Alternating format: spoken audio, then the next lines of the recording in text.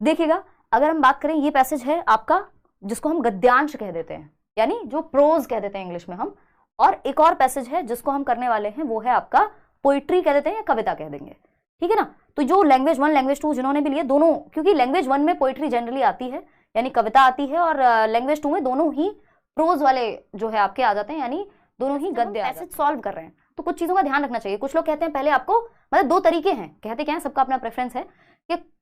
आपको पहले question solve पढ़ लेने चाहिए और उसके बाद पैसेज को पढ़ना चाहिए। दूसरी एक टेक्निक होती है पैसेज सॉल्व करते वक्त कि आपको पहले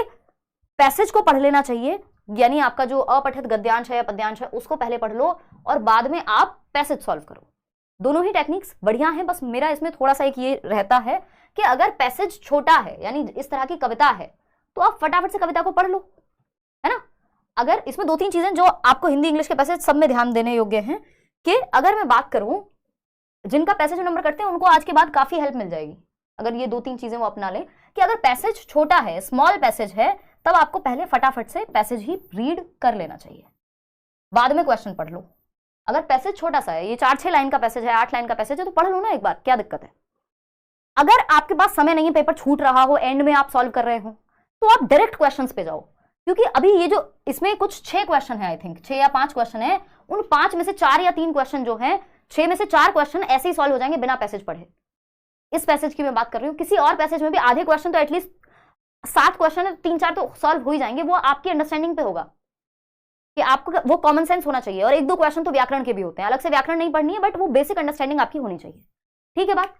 तो जब स्मॉल पैसेज हो और समय ठीक तरीके से आपने मैनेज किया है तो आप पहले पैसेज को पढ़ लीजिए। अगर पैसेज बड़ा है तो आप पहले क्वेश्चंस पढ़ लीजिए फटाफट से, और उन क्वेश्चंस में से जो जो टर्म्स हैं, जो मेन टर्म्स हैं, जैसे मान लो कहीं आपने क्वेश्चन पढ़ा शीश, तो आप पैसेज पे जाके वो शीश के साथ सॉल्व कर सकते हो, कहां आपको शीश दिख रहा है, ठीक है। तो ये 2-3 टेक्निक्स हैं। एक तो ये कि जब पैसेज छोटा है और टाइम मतलब पैसेज छोटा है तो पहले पैसेज पढ़ लो, बाद में क्वेश्चन।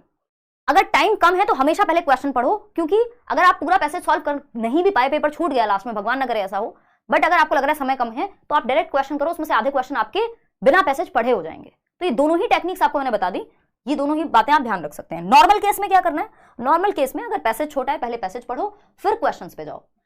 और अगर पैसेज बड़ा है तो क्या करें भाई, नॉर्मल केस में अगर पेपर छूटता हुआ नजर आए या बहुत कम समय हो लास्ट में, तो सिर्फ क्वेश्चन से सॉल्व कर दो, क्योंकि एक प्रत्यय, उपसर्ग प्रत्यय तो आपको आते ही हैं, 2-4 क्वेश्चन तो ऐसे सॉल्व हो जाएंगे, तो कम से कम वो 0 होते नंबर उससे तो ज्यादा ही हो जाएंगे। अगर पैसेज बड़ा है नॉर्मल केस में तो आप पैसेज बाद में पढ़िए, पहले आप क्वेश्चंस पढ़ लीजिए, कराएंगे भाई। तो पैसेज पहले पढ़ लीजिए,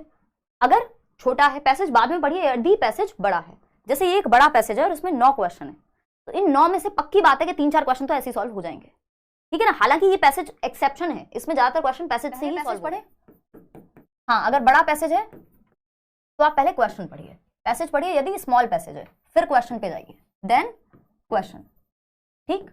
अगर पैसेज बड़ा है, सेकंड पॉइंट क्या है, अगर पैसेज बड़ा है, पैसेज यदि बिग लिख लेते हैं, हालांकि बनता नहीं है, लेंदी लिखना चाहिए कायदे में, तो लेकिन एक बड़ा पैसेज है, लेंदी है थोड़ा सा, तो पहले आप क्वेश्चंस पढ़िए, फर्स्ट आप क्वेश्चंस पढ़िए, ठीक। अगर समय कम हो तो दोनों ही केस में आपको पहले क्वेश्चन पढ़ने चाहिए और क्वेश्चन से कॉमन सेंस से सॉल्व कर देना चाहिए, जितने आपसे हो जाए, नेगेटिव मार्किंग कोई है नहीं। तीसरी बात, यदि कोई ईयर दिया हुआ है, मान लो 1976 कोई टर्म दिया हुआ है, लिखा हुआ है एम्प्टी का मीनिंग बता दो, या मर्यादा किस सेंस में यूज हुआ है पैसेज में, तो अगर इस तरह के टर्म है